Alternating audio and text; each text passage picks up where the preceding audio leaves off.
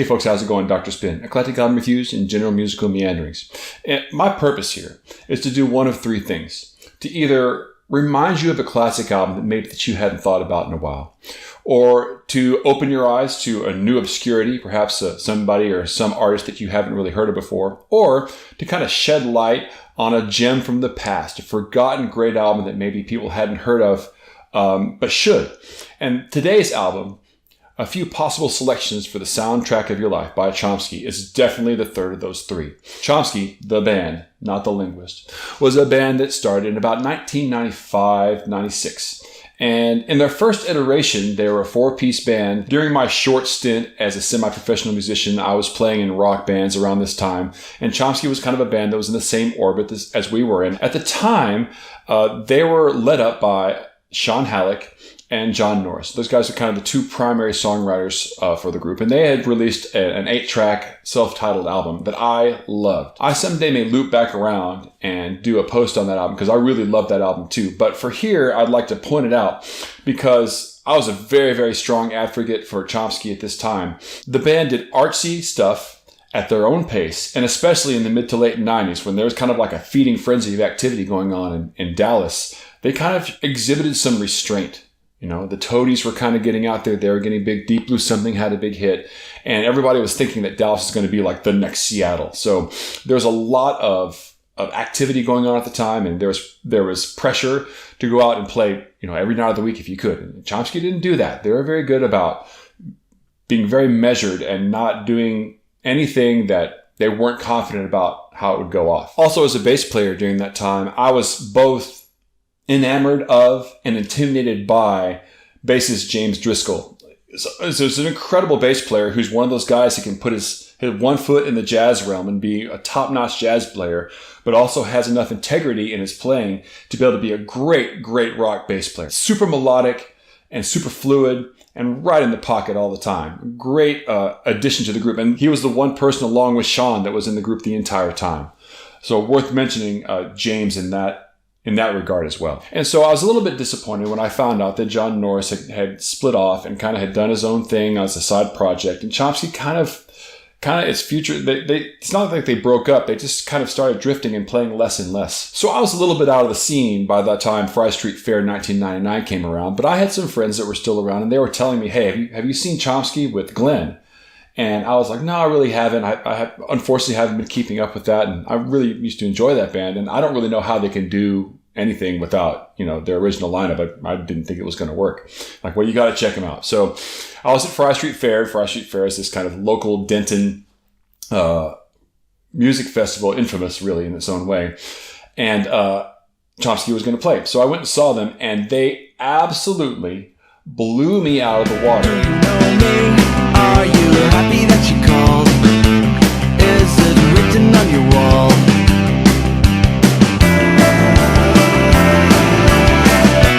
Are you ready for my ever-changing mind? Watch or it will make you blind.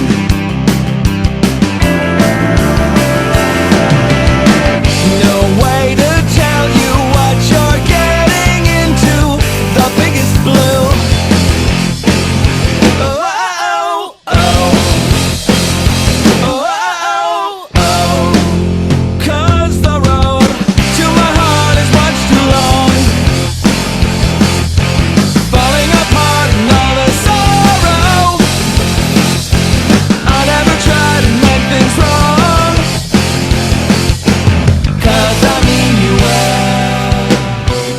With Glenn and the group, and also now with the addition of Matt Kellum on drums, they had a chemistry that they really didn't have before. I mean, the band always had a kind of a coherency of vision, but the chemistry between the players at this point in their career was really pronounced.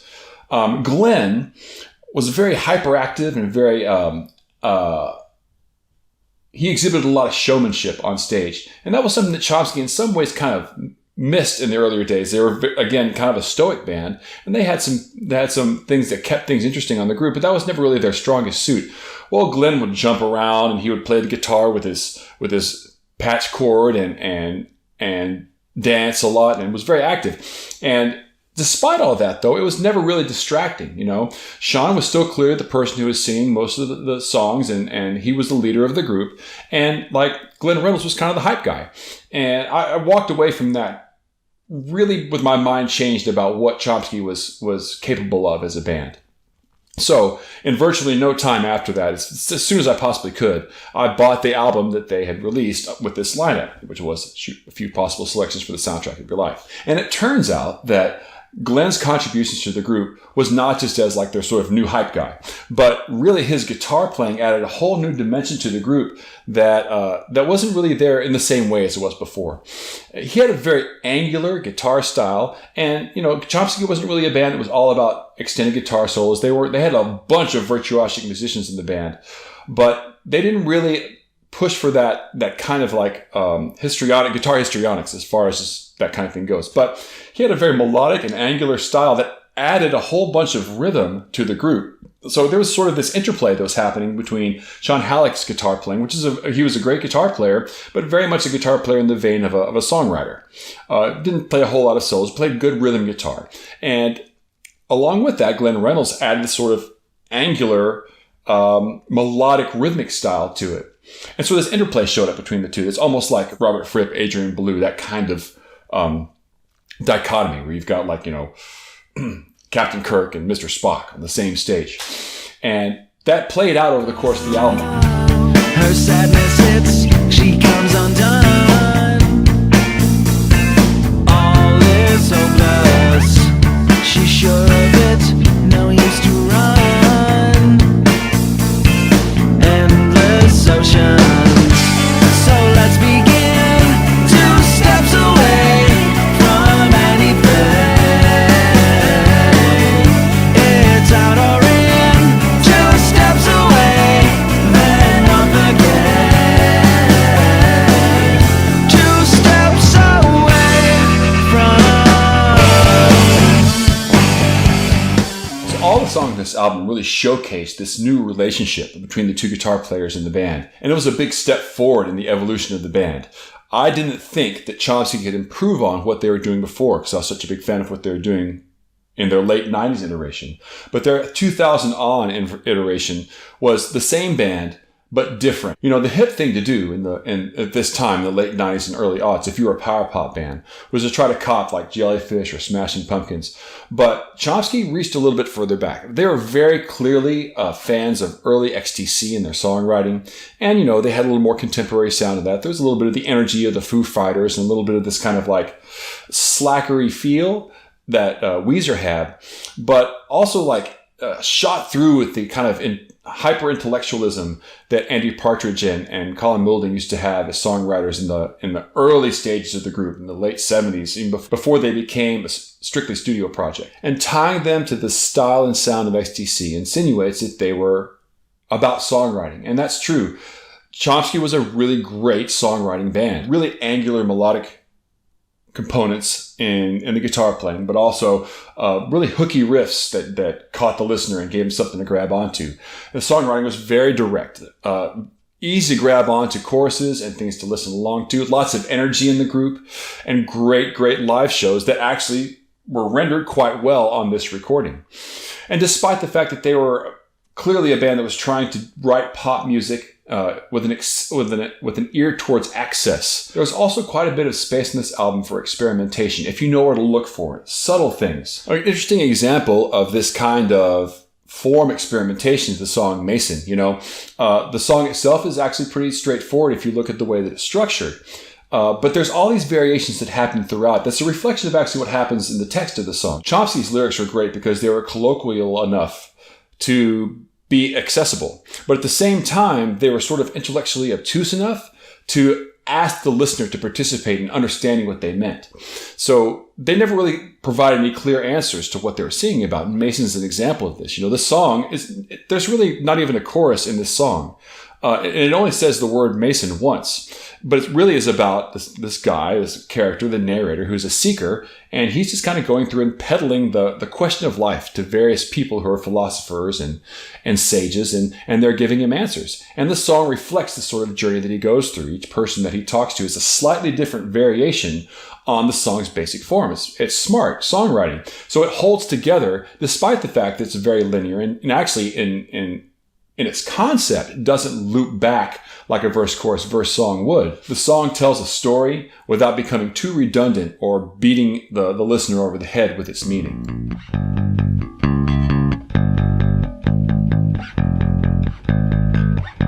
Knowledge is an instigator, looking for my enabler. How to keep the level set high, full on till I die. I brought it up to the Mason's door. Use your hands, he said, and nothing more. If your mind is in the way again, then just stop your thinking. Ease up with the big hands pusher. Chill out on that genius point Dexter, 'cause nothing is gonna help ya when working on the big perplexer. When a few possible selections for the soundtrack of your life came out, it resonated with me on many, many levels. And not the least of which was the title of the album. When one of your favorite bands puts out an album that tells you that they listen to music the same way that you listen to music, that says something. I am open about the fact that I connect music with specific times in my life. And it's very clear to me that there is music that I've used as the soundtrack to my life. I functionally use that for that in my everyday day-to-day life. And so that was one thing on its own. Plus, the album cover was amazing to me. It was this really interesting, surreal picture of this bird and this fish kissing, and you're like, what does that mean? It doesn't really matter what it means. You assign your own meaning to it, but the image and the color and the way that it all fit together was very attractive to me overall. And the inside liner notes were also very good. There wasn't a whole lot of text in there, but just the way it was presented was very professional and a big step above what a lot of other bands were doing at the time, as far as being an efficient and clever way to package the CD. And I count this album as a classic. Albums become classic not just because it's an album that you connected with at a certain point in time. I have lots of albums that I've listened to in the past that I connected with at a point in time that I don't consider classic. It's whenever you can listen to an album and still have that association with what it meant to you then, but still feel engaged with it now. And every time, still, when I bust this album out and I listen to it, although I relive where I was at the time whenever I listen to that music, it's still something that I can enjoy in the now, and it's good enough and it connects and resonates with me enough that it means something to me even today. That's what makes it a classic album. And I count it, again, as one of the best albums in my collection. And I would highly suggest anybody get this album if you can get a hold of it. And the good news is you can still get this album. It's still available out there. So I would suggest dropping what you're doing right now if what I've talked to you about is interesting at all. And check out Chomsky's A Few Possible Selections for the Soundtrack of Your Life. And I appreciate you guys spending the time with me. If you like the video, please like it and subscribe to it. I will put a Chomsky song over my Spotify playlist for this year. And even better, if you like the video, share it out to other people, let other people know about it. And that's all I got. Until next week, I'll catch you guys on the flip side.